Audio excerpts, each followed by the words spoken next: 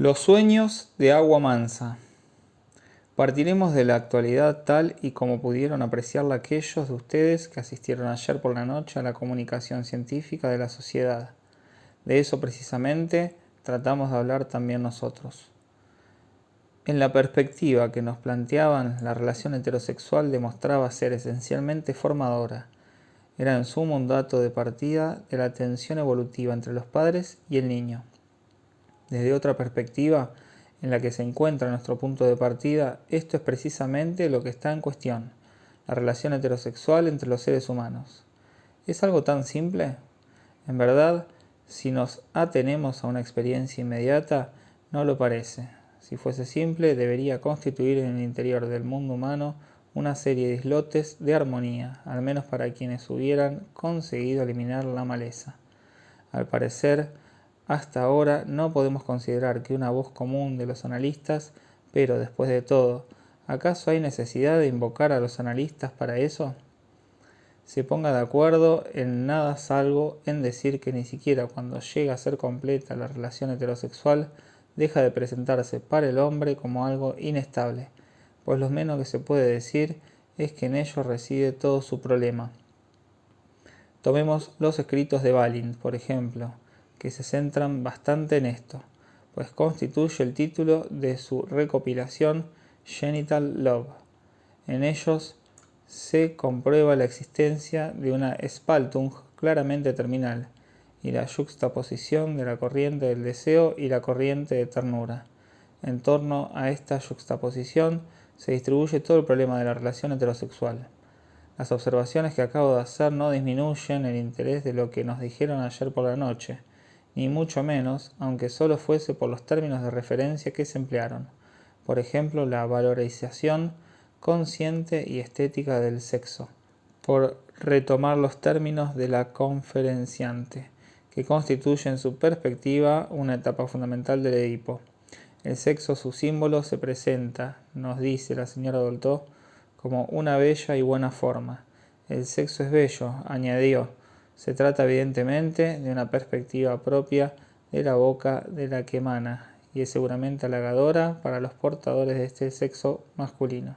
Sin embargo, no parece que sea un dato que podamos adoptar de forma unívoca, aunque solo fuese remitiéndonos a las reservas de una de las personas que intervinieron sobre el tema, y con autoridad para plantearnos lo que podemos llamar observaciones etnológicas. Los salvajes, los buenos salvajes, siempre han sido un término de referencia de los antropólogos, pero tampoco parece, en verdad, que podamos encontrar aquí un dato de partida, si acaso el salvaje es el primero, de la bella y buena forma del falo.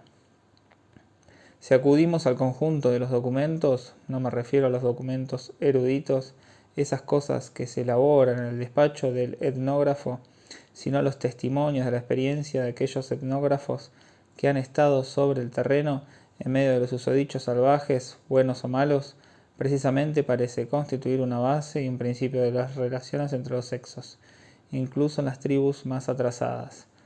La ocultación, al menos de eso, o sea, de la erección del falo, resulta chocante constatar la existencia, incluso en tribus que solo poseen la forma más primitiva de vestimenta, de algo que sirve precisamente para ocultar el falo, el estuche peniano, por ejemplo, como estricto residuo que permanece de la vestimenta. Por otra parte, bastantes etnógrafos han testimoniado como de una reacción verdaderamente primera de la especie de irritación experimentada por las personas del sexo femenino en presencia de las manifestaciones de erección del falo. Se da el caso, muy raramente, de que no haya ningún vestido en absoluto entre los Namwiwara, por ejemplo, a los que, como ustedes saben, nuestro amigo Levi-Strauss visitó en diversas ocasiones y habló extensamente de ellos. Al plantearle una pregunta a este respecto, Levi-Strauss manifestó, retomando lo que dice en su libro Tristes Trópicos, no haber observado nunca una erección en presencia del grupo. Las relaciones sexuales se producen sin ocultarse demasiado a 2 pasos del grupo por la noche, alrededor de las hogueras, pero la erección, bien sea de día o en ese mismo momento, no se produce en público. Esto no es del todo indiferente en lo que a nuestro tema se refiere. Por otra parte, está la noción de la bella y buena forma. Situar en estos términos la clasificación del falo parece tributario de una perspectiva bastante unilateral. Por otro lado, ya sé que está la bella y buena forma de la mujer. Sin lugar a dudas, es valorizada por todos los elementos de la civilización. Pero en fin, aunque solo fuese por su diversidad individual, no se puede decir que podamos hablar a este respecto unívocamente de buena forma. Digamos que esta bella y buena forma, en todo caso, permite más fluctuación que la otra. Sin duda, detrás de cada mujer se dibujan las formas de la Venus de Milo o de la Afrodita de Cnidos. Pero en fin, no siempre con resultados unívocamente favorables. Se le ha reprochado mucho a Daumier que diera a los dioses de Grecia las formas algo marchitas de los burgueses y burguesas de su época. Se le ha reprochado como un sacrilegio. Precisamente aquí se sitúa el problema que indico. Si es evidentemente tan deplorable humanizar a los dioses, es sin duda porque los humanos no siempre se divinizan tan fácilmente. En resumen, si las necesidades de la perpetuación de la raza humana están libradas a esta bella y buena forma, el conjunto nos invita a conformarnos con exigencias medianas que el término de bella y buena forma quizá no tiende a sugerir. Al menos sigue siendo bastante enigmático. De hecho, todo lo oportuno y digno de mención que se ha dicho para valorizar esta buena y bella forma del falo es precisamente lo que está en cuestión. Esto no elimina, desde luego, su carácter de forma prevalente. El discurso que proseguimos aquí, en tanto que tiene fundamento y prolonga directamente no solo el discurso, sino la experiencia de Freud, nos da otra idea de la significación del falo. El falo no es una forma objetal.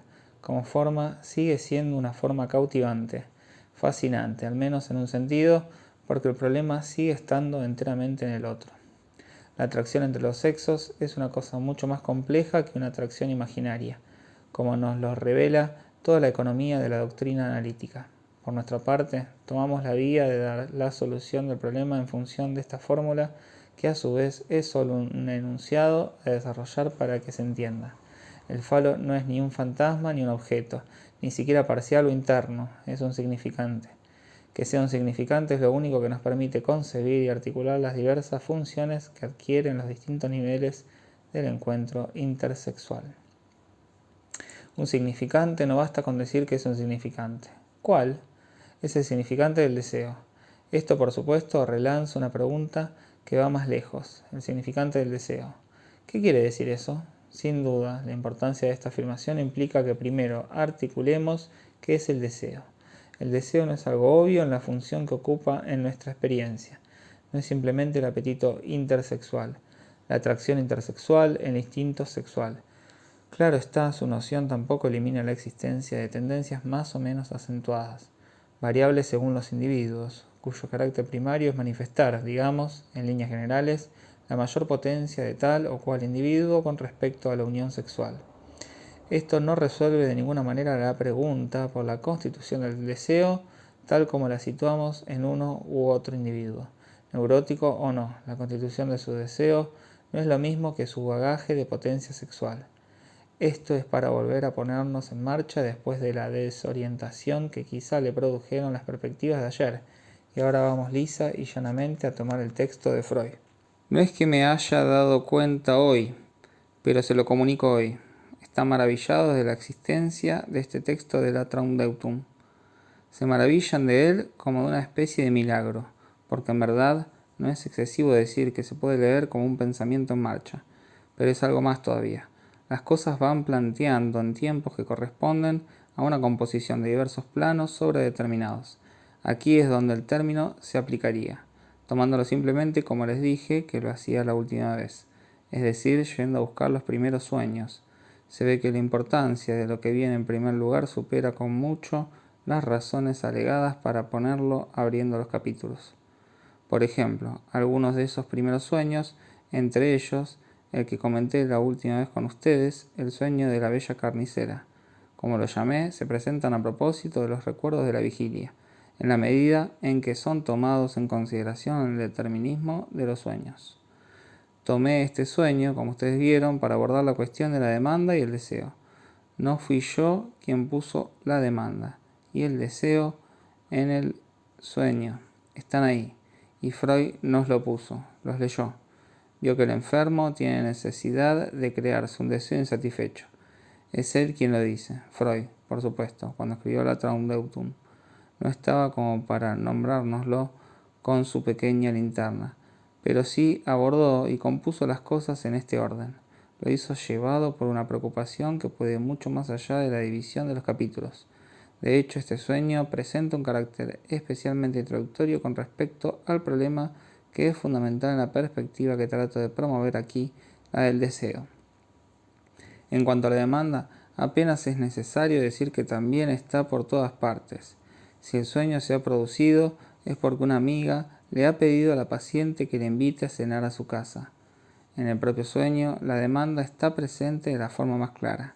La enferma sabe que todo está cerrado ese día, que no podrá remediar su insuficiencia de provisiones para hacer frente a la cena que ha de ofrecer, y luego demanda, de la forma más clara y más aislada que se pueda presentar una demanda, porque lo hace por teléfono, lo cual en la época el texto forma parte de la primera edición, no era habitual.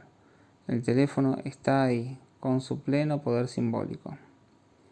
Vayamos un poco más lejos. ¿Cuáles son los primeros sueños que encontramos en el capítulo de material y fuentes de los sueños? En primer lugar nos encontramos con el sueño de la monografía botánica. Voy a dejar este de lado, no porque no aporte exactamente lo que podemos esperar hoy, cuando voy a tratar de hacerle funcionar las relaciones del significante fálico con el deseo, sino simplemente porque es un sueño de Freud y sería un poco más largo y un poco más complicado mostrárselo. Lo haré más adelante si tengo tiempo, porque es absolutamente claro, está estructurado exactamente de acuerdo con el pequeño esquema que empecé a dibujarles a propósito del deseo de la histérica. Pero Freud no es puro y simplemente un histérico. Si tiene con la histeria la relación que supone toda relación con el deseo, es de una forma un poco más elaborada. Así nos saltamos el sueño de la monografía botánica y llegamos a una paciente de la que Freud nos dice que es una histérica. Volvemos pues al deseo de la histérica. Una joven inteligente y fina, reservada hasta un poco, agua mansa, cuenta. Soñé que llegaba demasiado tarde al mercado y no encontraba ya nada ni en la carnicería ni en la verdulería. He aquí sin duda un sueño inocente, pero un sueño no se presenta de esta forma. Le pido un relato detallado. Es el siguiente. Iba al mercado con su cocinera que llevaba el cesto. El carnicero le decía, tras pedirle ella algo, que ya no se puede conseguir. Das ist nicht mehr zu haben. Quería darle otra cosa, diciendo, es bueno. Pero ella lo rechazaba. Iba a la verdulería. La verdulería quería venderle legumbres de una clase singular, atadas en pequeños paquetes y de color negro. Ella decía, das kenne ich nicht, das nehme ich nicht. No lo conozco, no me lo llevo. El comentario de Freud es aquí esencial, pues quien analizó a esta enferma no somos nosotros. Cuando la Traumdeutung apareció en aquella época, fue más o menos como si la primera obra sobre la teoría anatómica se hubiera publicado sin ninguna clase de relación con la física que la precedía. Por otra parte, el libro fue acogido por un silencio casi total. Es pues en las primeras páginas de su libro donde, para hablar de la presencia de lo reciente y de lo indiferente en el sueño, Freud les larga tranquilamente a sus lectores el siguiente comentario. Realmente había ido al mercado demasiado tarde y no había encontrado ya nada. Intento de vincular este sueño con los acontecimientos del día. Tenemos la tentación de decir la carnicería ya estaba cerrada. Aquí no dice que transmita las palabras de la enferma. Se adelanta él mismo diciendo que está enunciando, se impone así. Sin embargo, alto. Docht algt. Pero, ¿no hay ahí, o más bien en la expresión inversa, una forma muy vulgar de indicar una negligencia en el vestido del hombre? Al parecer, en efecto, en el lenguaje vienés, al menos en términos familiares, se le podría decir a alguien que se hubiera olvidado de abrocharse los pantalones. Tu carnicería, el escaparate de tu carnicería está abierto. Du hast dein Fleischbank offen. Freud reconoce. La soñante, por otra parte, no ha empleado estas palabras y añade, quizá las ha evitado. Dicho esto, sigamos buscando. Cuando en un sueño algo tiene el carácter de un discurso, es dicho o oído en vez de ser pensado. Por lo general se distingue sin dificultad. Se trata pues de palabras inscritas en el sueño como en una pancarta. No se extraen consecuencias de la situación. Se trata de lo que se distingue sin dificultad, nos dice Freud, a saber, el elemento del lenguaje, que él nos invita a tomar siempre como un elemento que tiene valor por sí mismo. Esto proviene de discursos de la vida despierta. Sin duda son tratados como materia bruta, son fragmentados, algo transformados, sobre todo se los separa del conjunto al que pertenecían. El trabajo de interpretación puede partir de esta clase de discursos. ¿De dónde vienen, pues, las palabras del carnicero? ¿Ya no se consiguen? Esta frase, das ist nicht mehr zu haben, la recuerda Freud cuando escribe el caso del hombre de los lobos, como prueba de que se había interesado desde hacía tiempo en la dificultad que supone reconstruir lo que es preamnésico en la vida del sujeto, anterior a la amnesia infantil. Precisamente en relación con esto, le dice a la paciente, las pronuncié yo mismo al explicarle, algunos días antes, que ya no podríamos conseguir las vivencias más antiguas de la infancia, que ya no se abordan en cuanto tales, sino que nos llegan a través de transferencias y sueños en análisis. Así, yo soy el carnicero, y ella rechaza esa transferencia de antiguas formas de pensar y de sentir. De ahí vienen por otra parte las palabras que ella pronuncia en el sueño. No lo conozco, no me lo llevo. Das kenne ich nicht, das nehme ich nicht. La traducción francesa añade ça. El análisis ha de dividir esta frase. Ella misma, algunos días antes, durante una discusión, le dijo a su cocinera, no sé qué es esto. Das kenne ich nicht. Pero añadió, benehmen Sie sich anständig. Haga el favor de conducirse más correctamente. Como dice Freud, lo que el sueño toma es precisamente el elemento del lenguaje, la parte que no tiene significación. Das kenne ich nicht, mientras que la censura aparta la segunda frase dicha a la sirvienta. Así, lo que aparece en el sueño, das kenne ich nicht, das necht ich nicht, le da un sentido a lo que se ha tomado de das kenne ich nicht, benehmen Sie sich anständig. Freud prosigue, captamos el desplazamiento de las dos frases dichas a la cocinera, solo ha conservado en el sueño la que estaba desprovista de sentido. La que reprimió era la única que se correspondía con el resto del sueño. Se le dirá, haga el favor de conducirse más correctamente, a alguien voluntariamente descuidado en su vestido. Tampoco es una traducción muy correcta, porque en el texto alemán se trata de esto. Se le dice a alguien que osa tener exigencias inconvenientes, o que se olvida de cerrar su carnicería. Aquí la traducción es fantasiosa. La exactitud de nuestra interpretación queda demostrada por su conformidad con las alusiones que están en la base del incidente de la verdulera. Una legumbre alargada que se vende en manojos, una legumbre negra, ¿qué puede ser sino la confusión producida por el sueño entre el espárrago y el rábano silvestre? El espárrago nadie tiene necesidad de que se lo interprete, pero la otra legumbre me parece también una alusión, la palabra alusión no está en el texto alemán, la otra legumbre está relacionada con ese mismo tema sexual que adivinamos desde el principio cuando quisimos simbolizar todo el relato con la frase la carnicería está cerrada. No tenemos necesidad aquí de descubrir todo el sentido de este sueño.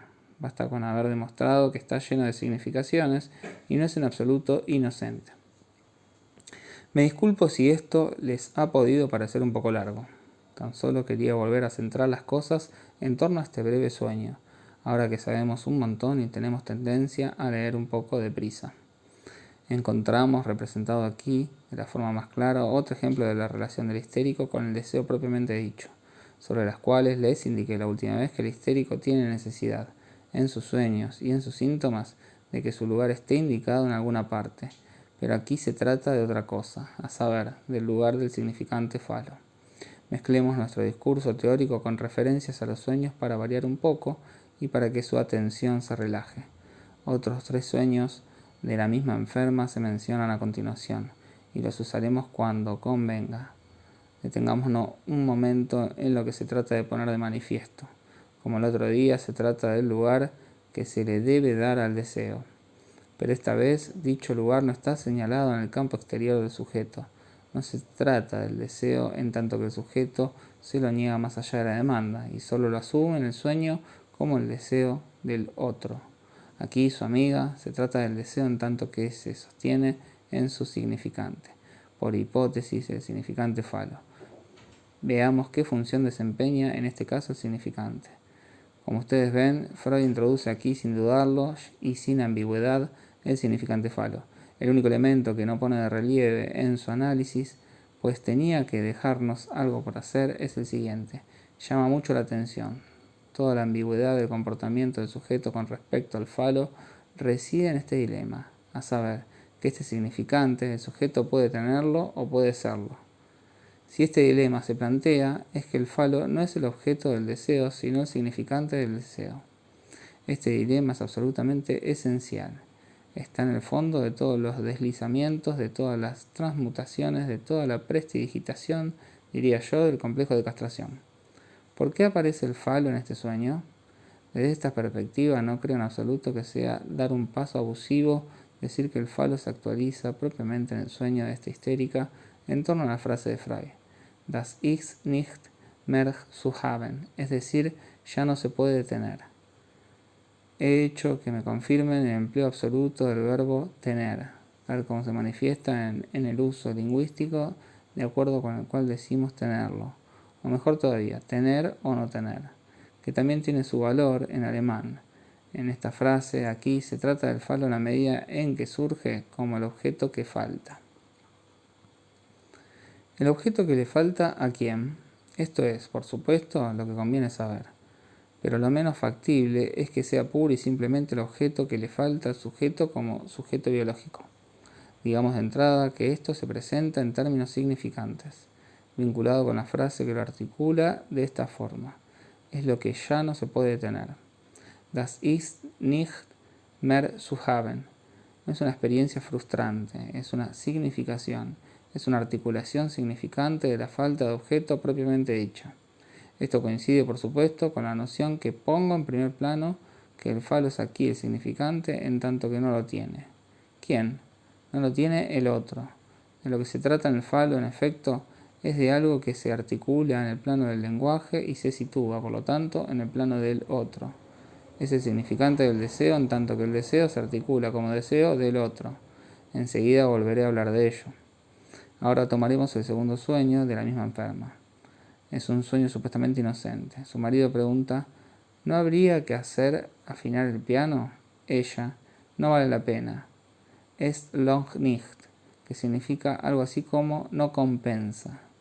Primero hay que hacer revestir los masillos. Freud lo comenta en estos términos. Es la repetición de un acontecimiento real del día anterior. Pero, ¿por qué lo sueña? Ella dice ciertamente que ese piano es una caja maloliente, que da un sonido malo, que su marido lo tenía ya antes de casarse, etc. En una nota, como el análisis demostrará, dice lo contrario de lo que piensa, es decir, que su marido no lo tenía antes de casarse. Pero la solución nos la dará la frase, no vale la pena. La dijo ayer cuando estaba de visita en casa de una amiga. Le decían que se quitara la chaqueta y ella se negaba, diciendo, no vale la pena, ya me voy.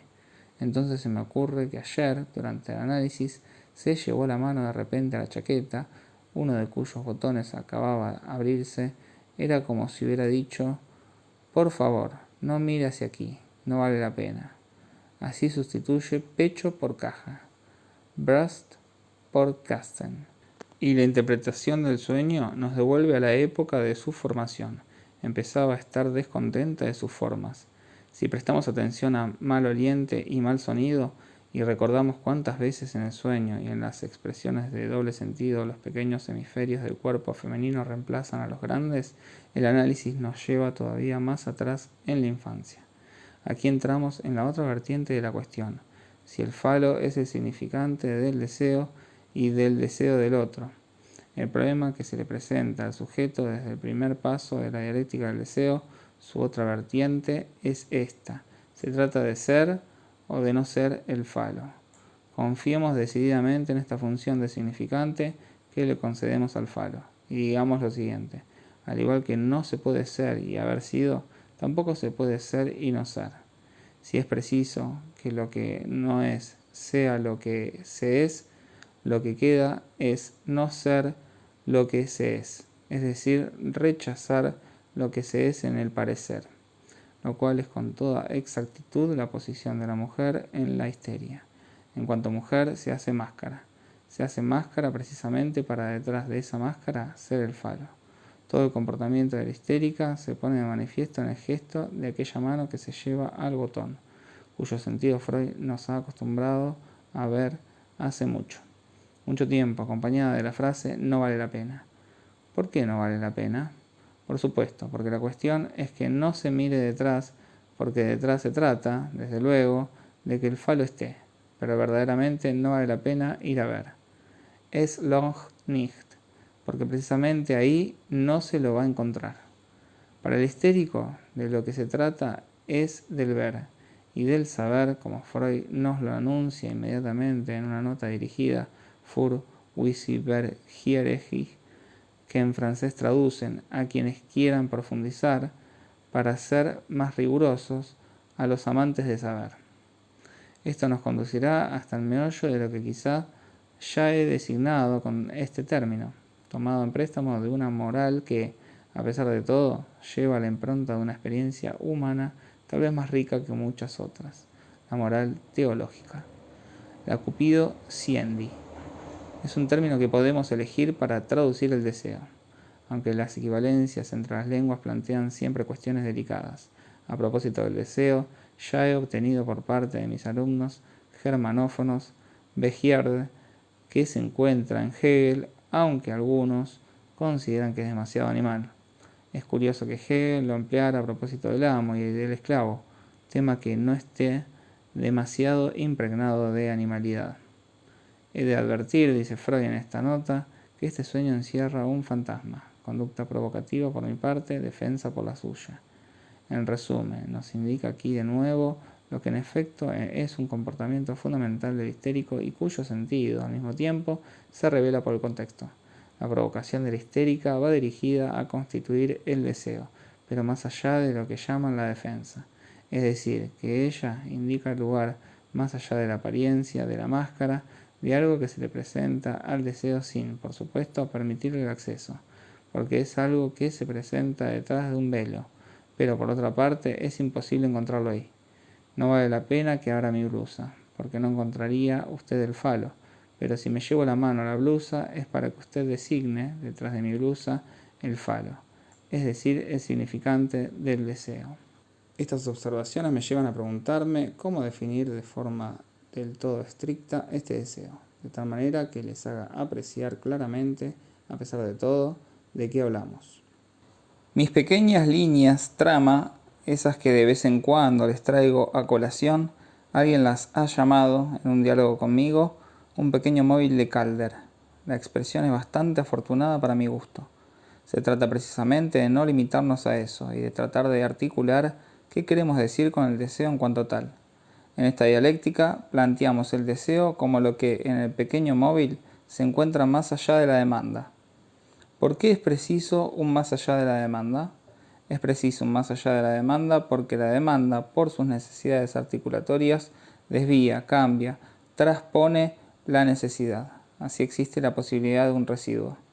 Debido a que el hombre está prendido en la dialéctica significante, algo no va. Piensen lo que piensen las personas optimistas que nos indican lo que tiene lugar felizmente en cuanto al descubrimiento del otro sexo entre los niños y los padres. Ahora bien, ahí es donde nosotros abordamos la cuestión. Hay, pues, un residuo. ¿Cómo se presenta? ¿Cómo ha de presentarse necesariamente? Ahora ya no se trata del deseo sexual, que más tarde habrá de ocupar este lugar. Ya veremos por qué razones. Pero consideramos la relación general de una necesidad del hombre con el significante y nos encontramos frente a la siguiente pregunta. ¿Hay algo que restituye al margen de desviación marcado por la incidencia del significante en las necesidades y cómo se presenta este más allá si se presenta? La experiencia demuestra que se presenta, y esto es lo que llamamos deseo. He aquí cómo podemos articular una forma posible de su presentación. La forma en que debe presentarse el deseo en el sujeto humano depende de lo que determina la dialéctica de la demanda. Si bien la demanda produce cierto efecto en las necesidades, por otra parte tiene sus características propias. Estas características propias ya las he articulado. La demanda, por el solo hecho de articularse como demanda, plantea expresamente, aunque no lo demande, al otro como ausente o presente y como dando o no esta presencia. Es decir, que la demanda es en el fondo demanda de amor, demanda de lo que no es nada, ninguna satisfacción particular, demanda de lo que el sujeto aporta por su pura y simple respuesta a la demanda. En esto reside la originalidad de la introducción de lo simbólico en la forma de la demanda, en lo incondicionado de la demanda, o sea, en el hecho de que es demanda sobre fondo de demanda de amor. Es donde se sitúa la originalidad de la introducción de la demanda con respecto a la necesidad. Si la introducción de la demanda supone alguna pérdida con respecto a la necesidad, de la forma que sea, lo que así se pierde, ¿hay que encontrarlo de nuevo más allá de la demanda? Está claro que si hay que encontrarlo de nuevo más allá de la demanda, es decir, de la distorsión que a la necesidad le aporta la dimensión de la demanda, es porque más allá hemos de volver a encontrar algo en lo que el otro pierda su prevalencia y en lo que la necesidad, en tanto que parte del sujeto, recupere el primer lugar. Sin embargo, como la necesidad ya ha pasado por el filtro de la demanda al plano de lo incondicionado, solo en calidad de una segunda negación, por así decirlo, encontraremos más allá el margen de lo que se ha perdido en dicha demanda. Lo que encontramos en este más allá es precisamente el carácter de condición absoluta que se presenta en el deseo propiamente dicho. ¿Es esta una característica que, desde luego, está tomada de la necesidad? ¿Cómo formaríamos nuestros deseos si no fuese tomando prestada la materia prima de nuestras necesidades? Pero esto pasa a un estado que no es la incondicionalidad, porque se trata de algo tomado de una necesidad particular, sino al estado de una condición absoluta, sin medida, sin ninguna proporción con la necesidad de un objeto cualquiera. Esta condición puede ser llamada absoluta precisamente por esto, porque anula la dimensión del otro. Es una exigencia en la que el otro no tiene que responder sí o no.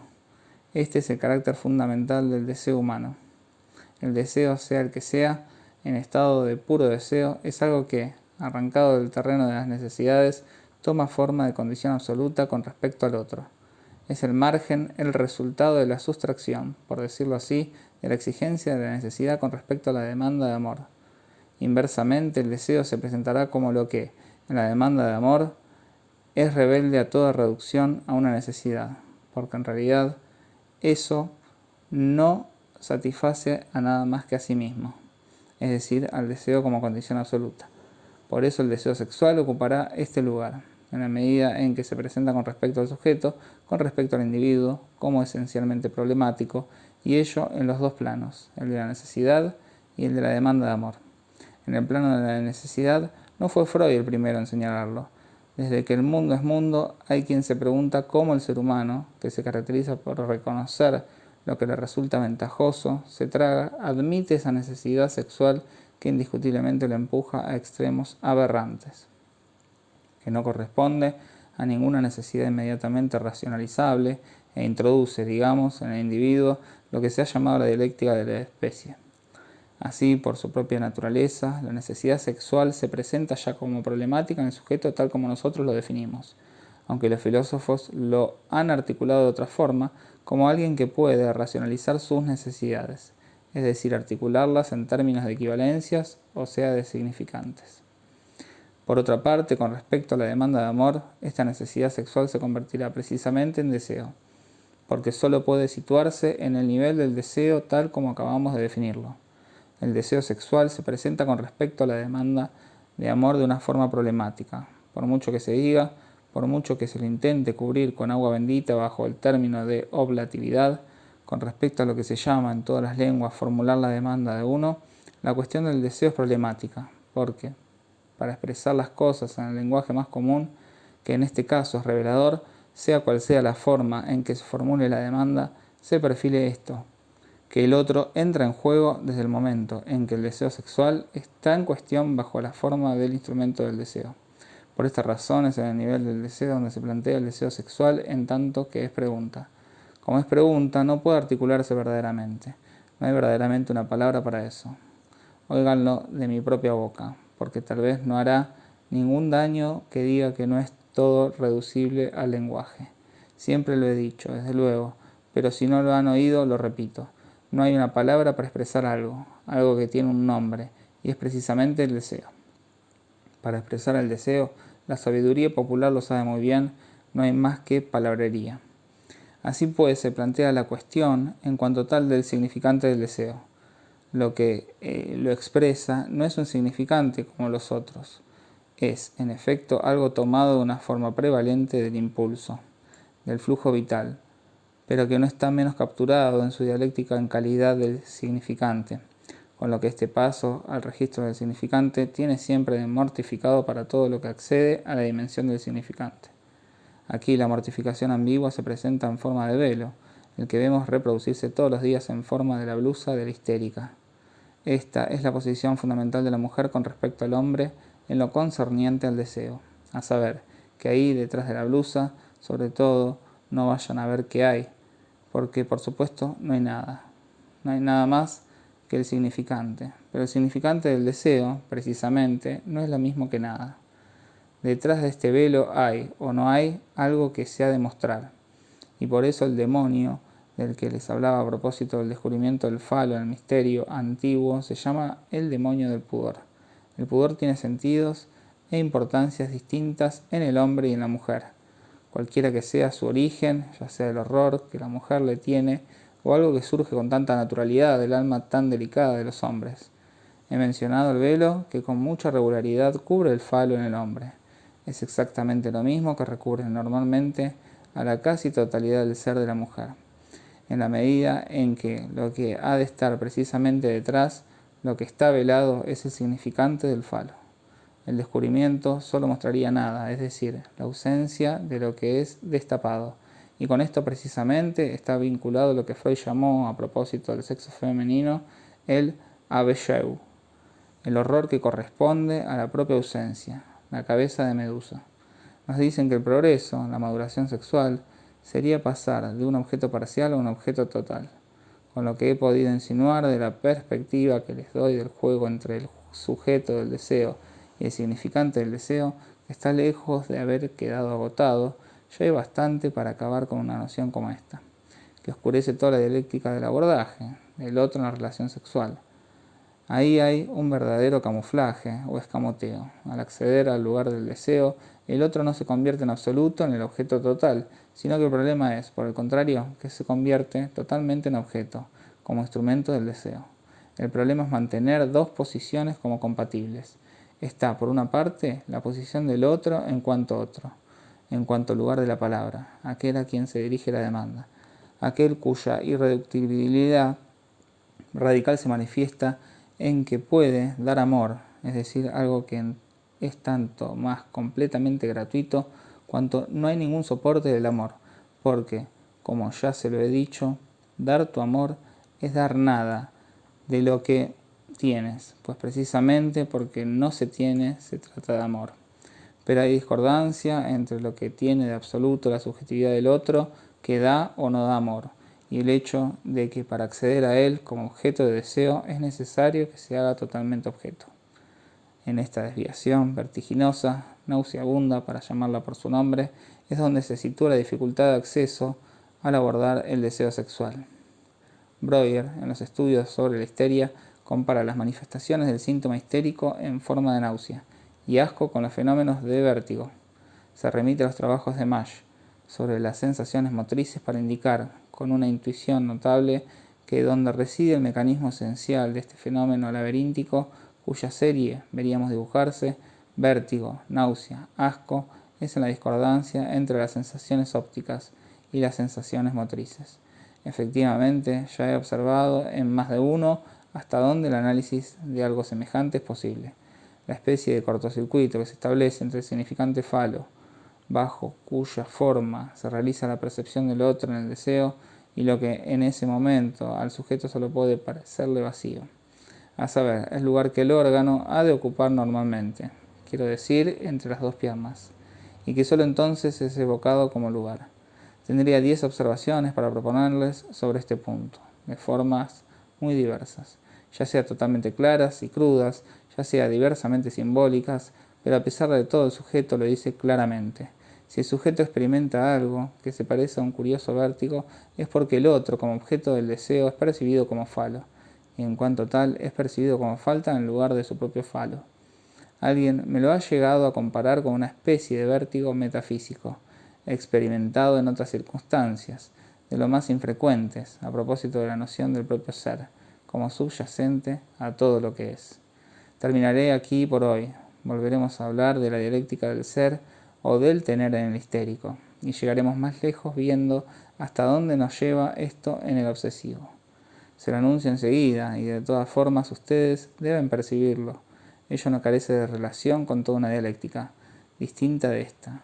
Me imaginaría sobre lo que no solo les han propuesto a ustedes una teoría, sino que se la hacen engullir de una forma más o menos forzada a los pacientes en una determinada técnica relacionada con la neurosis obsesiva, y ello en tanto que en este caso el falo como elemento imaginario desempeña un papel prevalente. Veremos las rectificaciones que puede aportar, tanto teóricas como técnicas, la consideración del falo no ya como imagen y como fantasma, sino como significante. 7 de mayo de 1958.